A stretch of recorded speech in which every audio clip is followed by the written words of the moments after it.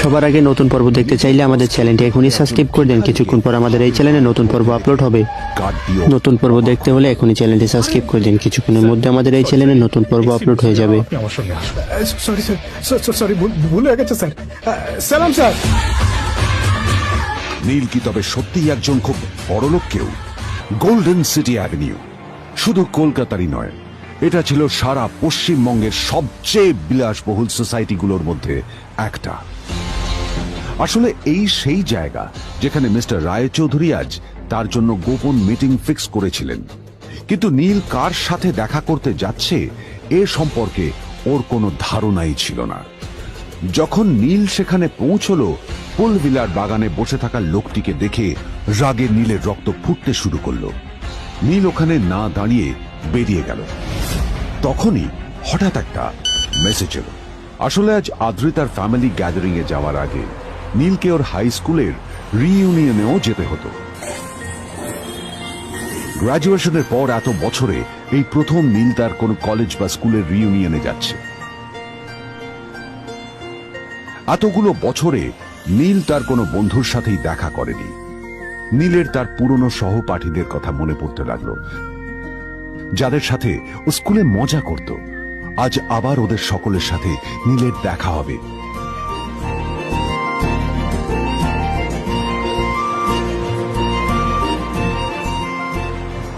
আর এই সব কিছু ভেবেই নীল এক্সাইটেড হয়ে যাচ্ছে। আসলে সোহিনীকে নীল তার স্কুল টাইমে পছন্দ করত।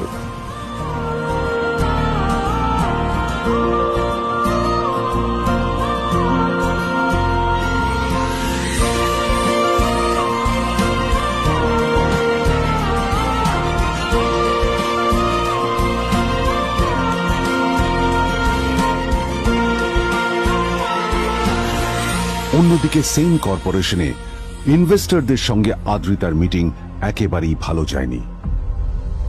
তাকে দেখে বেশ গম্ভীর মনে হচ্ছিল।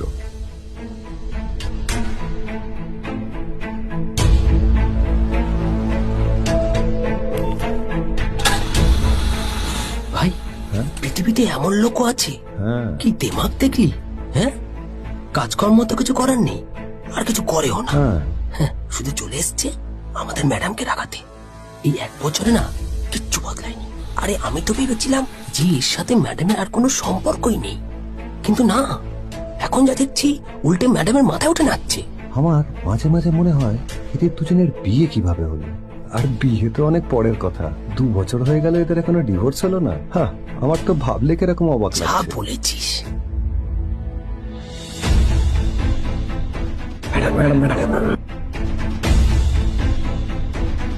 অফিসে চলতে থাকা এইসব কথা শুনে আদ্রিতার আরো রাগ হলো।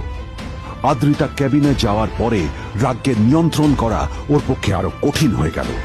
ও তখন বুঝতেই পারছিল না যে ওর রাগ কিভাবে নিয়ন্ত্রণ করবে। আদ্রিতা এটাও ভাবছিল যে নীলের জন্য ওকে আর কত অপমানিত হতে হবে। এসব ভাবতে ভাবতেই আদ্রিতার চোখ গেল ওর বাবার ছবিটার দিকে।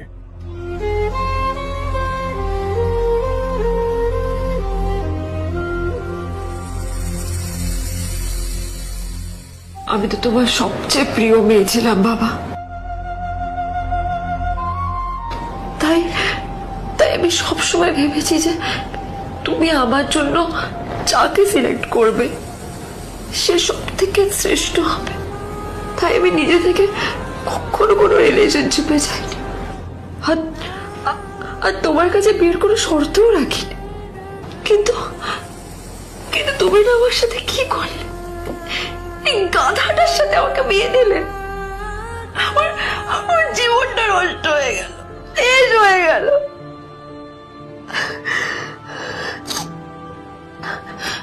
আমি যদি একটু জানতাম যে ও ও কিছু করে না, ঘর চাপাই হয়ে থাকবে, এইসব কাজকর্ম করে, তাহলে আমি কোনোদিনই বিয়েতে রাজি হতাম না বাবা, কোনোদিন না, কোনোদিন।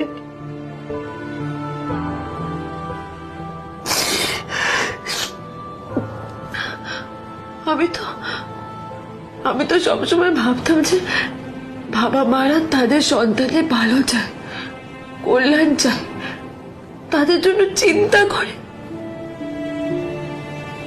কিন্তু কিন্তু বাবা তুমি আমার জন্য একটু চিন্তা করোনি।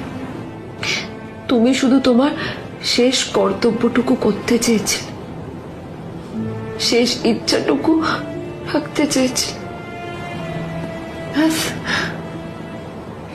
পালন করা হয়ে গেছে। আর আমাদের তুমি ছেড়ে চলে গেলে, তুমি আমাকে ছেড়ে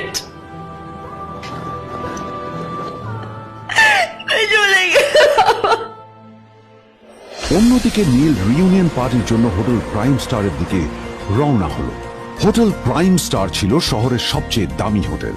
ওখানে শহরের সব বড় লোকেরা যাতায়াত করত। নীল যখনই তার পুরনো বাইকটা নিয়ে ওখানে পৌঁছলো, ওর পুরনো জামা কাপড়, পুরনো বাইক আর ওর পায়ে ছেঁড়া চপ্পল দেখে সিকিউরিটি গার্ড ওকে গেটের বাইরেই আটকে দিল। এই এই এই এই থাম থাম, এই কোথায় যাচ্ছিস শালা ভিকিরি? না না দাদা, আপনি আমাকে ভুল বুঝছেন। আসলে আমাকে ইনভাইট করা হয়েছে, আমি এই হোটেলেই এসেছি। শালা মিথ্যে কথা বলার জায়গা পাস না? হ্যাঁ, মিথ্যে কথা বলার আগে নিজের চেহারাটা তো দেখতিস। এটা একটা প্রাইম হোটেল, বুঝেছিস? এখানে সব শহরের বড় বড় লোকেরা তাদের বড় বড় গাড়ি নিয়ে আসে। শালা তোর মতো একটা ভিকিরি একটা ফ্যাট প্যাটে আওয়াজ বের করা বাইক নিয়ে চলে এসেছিস, আর আমি তোকে ঢুকতে দেবো? না দাদা, চল যা। আমাকে ইনভাইট করা এই, হয়েছে। এই, চল। আমাকে চল। শুনুন, চল, শুনুন চল। না। আরে, চল, আমাকে চল। একবার ঢুকতে দিন আমাকে। আরে, আয় এখান থেকে। নীল পড়ে যেতেই একটা দামি গাড়ি ওখানে এসে দাঁড়ালো। এই গাড়িটি আর অন্য কারো নয়, হোটেল স্যার। প্রাইমের মালিক মিস্টার খান্নার ছিল। কি হচ্ছে কি এটা? মানে- হোটেলের গেটের সামনে এসব এসব ক্যাশ চলছে এখানে। হোটেলের বদনাম হবে না এতে? স্যার দেখুন না, এই যে ভিকিরিটা হোটেলে ঢুকতে যাচ্ছে, আমি বারণ করছি, শুনছে না স্যার? শালা, আপনি কি করতে আছেন? কে কি হচ্ছে দেখি দেখি কে? মিস্টার খান্না তার চশমা খুলে নীলের দিকে দেখলেন, আর ওনার মুখটা হাঁ হয়ে গেল।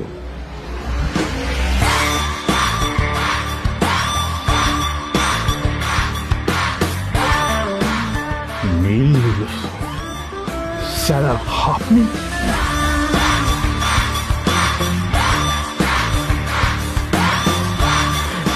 Extremely sorry sir.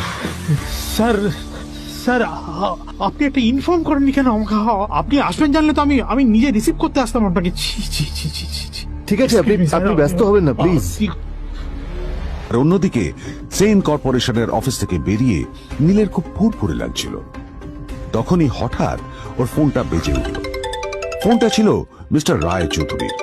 তিনি ছিলেন শহরের সব থেকে বড় বিজনেসম্যান। হ্যাঁ মিস্টার রায়চৌধুরী, আমি আপনাকেই ফোন করতে যাচ্ছিলাম।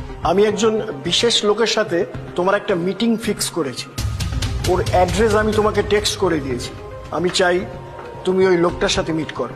ঠিক আছে, আমি যে কোনো কারোর সাথে দেখা করতে পারি, কিন্তু তার জন্য আপনাকে আমার দুটো শর্ত মানতে হবে। প্রথমটা, আমার জন্য একটা রেয়ার হীরের নেকলেস আপনাকে জোগাড় করে আনতে হবে। আর দ্বিতীয়টা, আমি আপনাকে টেক্সট করছি, এটাও কিন্তু একই রকম জরুরি। এই দুটো কাজ আপনাকে যত তাড়াতাড়ি সম্ভব করে ফেলতে হবে আমার জন্য, ঠিক আছে? তোমার অ্যাকাউন্টে কিছু টাকা পাঠিয়েছি। কিছু জামা কাপড় কেন, যাতে তুমি ভদ্র সমাজে আসার যোগ্য হও, আর তোমাকে আমি স্বামীর পরিচয় দিতে লজ্জা না পাই। তোমার কারণে আমার পরিবার লজ্জা পাবে, আমি সেটা চাই না। যখনই দেখি তখনই তুমি ভিকিরির মতো ছেঁড়া ফাটা জামা কাপড় পরে থাকো।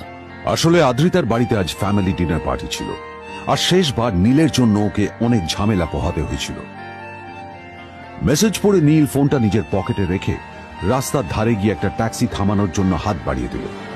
নীল ট্যাক্সি ধরে গোল্ডেন সিটি অ্যাভিনিউর দিকে বেরিয়ে পড়ল। নাকি নীল এই ফোনটা চুরি করেছে। বেকার নীলের কাছে এই কোটি টাকার ফোন কোথা থেকে এলো? নীলের সত্যিটা তাহলে কি? আর ও যদি সত্যি বড়লোক হয়ে থাকে, তবে ও নিজের শ্বশুর বাড়িতে খরচামাই হয়েই বা থাকে কেন? আদ্রিতা এসব কথাই মনে মনে ভাবছিল। তবে আদ্রিতার বিশ্বাস ছিল যে কোনো না কোনো মতলব করেই নীল এই ফোনটা আদ্রিতার জন্য নিয়ে এসেছিল। কিছুদিন পর আদ্রিতা সেই ফোনটার কথা ভুলে গেল। নীল সকাল সকাল ঘুরতে বেরিয়েছে বাইরে।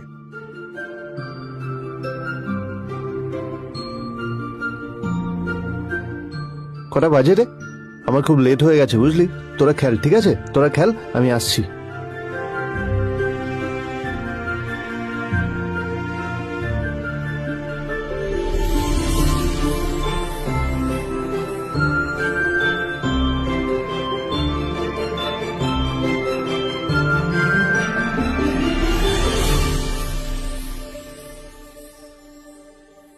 নীল, জল পড়ছে না কেন দেখো না।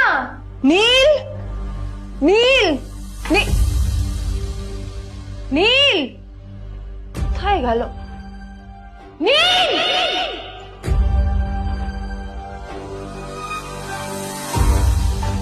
নীল, নীলকে ডাকছে কেন বলতো? ওইদিকে বাড়িতে আদ্রিতা আর চিত্রা আশ্চর্য হয়ে গেল যে নীল হঠাৎ কোথায় উধাও হয়ে গেল। মা তোমাকে কিছু বলে গেছে নীল? হ্যাঁ, কোথায় গেছে ও? না, আমি ওর কোনো খোঁজ খবর রাখি না। আমার একটা কথা মনে হচ্ছে, ওকে না এবার একটু শীতে করতে হবে। একটা কাজে যদি আসতো ছেলেটা, যখনই কোনো কাজের কথা বলি ভ্যানিশ হয়ে যায়। আমি ওকে বলেছিলাম R&B গোল্ডেন ডায়মন্ড থেকে আমার সেটটা নিয়ে আসতে, আনেনি। আনেনি। আজকেও ভালো করে অফিসে নিয়ে যাব, ভ্যানিশ হয়ে গেল।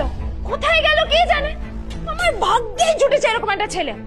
দিদি তুমি তুমি কেন বিয়েটা দিয়েছিলে আমাকে? এটা আবার কি বলছিস? আমার কি দোষ? দেখ, ওই অসভ্য ছেলেটার সাথে বিয়ে দিতে চাইনি, যা করেছে তোর বাবা করতে, এটা আমার কোনো দোষ। তখনই হঠাৎ নীল সেখানে এসে উপস্থিত হলো, কিন্তু ও দুজনকে উপেক্ষা করে ভিতরে চলে যাওয়াই শ্রেয় মনে করল। এই যে লাট সাহেব ফিরলেন রাজকার্য করে, এদিকে এসো, তোমার ফাঁকিবাজির আলোচনাই এখানে চলছে। মা প্লিজ থাক, মা থাক, ভাল লাগছে না। এমনিতেই অফিসের জন্য আমার লেট হয়ে যাচ্ছে, আর বিজন আমার ওয়েটও করছে। বিজনের নাম শুনেই নীলের মুখটা ফ্যাকাশে হয়ে গেল। আদ্রিতা নীলকে উপেক্ষা করেই বলল, আরে যে এই ছেলেটার মতো আর একটা ফাঁকিবাজ না তুমি পাবে না। তুমি কেন দাঁড়িয়ে আছো? এই যে শোনো শোনো শোনো শোনো, দাঁড়িয়ে আছো কেন? তোমাকে আমি বলেছিলাম R&B গোল্ড ডায়মন্ড থেকে আমার সেটটা তুলেছো, তোলোনি তো। এইটা চাই না আমার। তুমি আমার সাথে অফিসে যাবে, ফেরার পথে তুমি সেটটা নিয়ে আসবে। তোমার জন্য সবসময় লেট হয়ে যাবে, তোমার জন্য। বিরক্ত লাগে। আর ব্যাগটা নিয়ে ওর পেছন পেছন কোথায় যাচ্ছ? যা দিয়ে ওখানে রেখে এসো। নীল চিত্রার সাথে মাঝে মাঝে ঝগড়া করলেও তার স্ত্রী আদ্রিতার সাথে ও কখনো ঝগড়া করত না। সত্য সব অপদার্থ।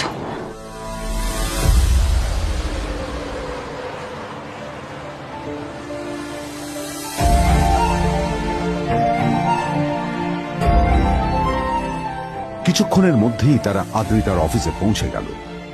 আদ্রিতা গাড়ি থেকে নামতে নামতে দেখলো যে তার কাছে অনেকগুলো ফাইল আছে। নীলের দিকে তাকিয়ে ওকেই ফাইলগুলো নিয়ে ভেতরে আসতে বলল। চলো, হাঁ করে দাঁড়িয়ে আছো কেন? ফাইলগুলো নিয়ে ভেতরে এসো।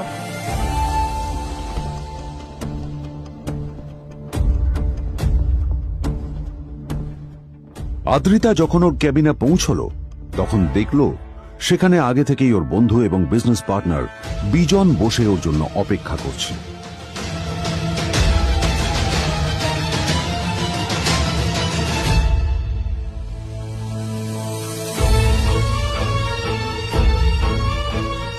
কোথায় ছিলে বলো?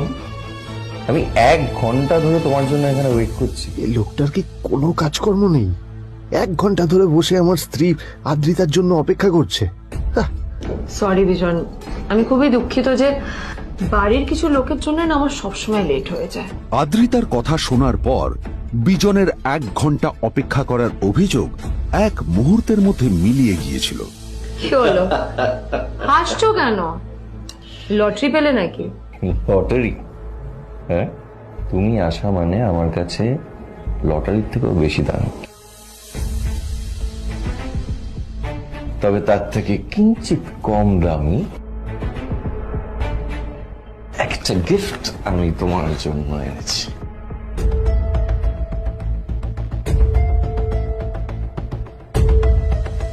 This is a rare diamond necklace for you. এটা আমার জন্য? সত্যি?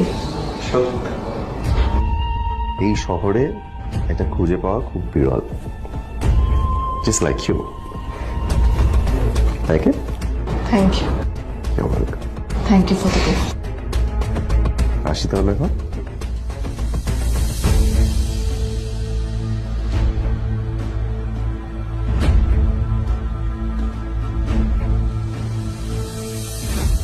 আদ্রিতা, আমি আজ পর্যন্ত তোমাকে কোনো রকম উপদেশ দিইনি।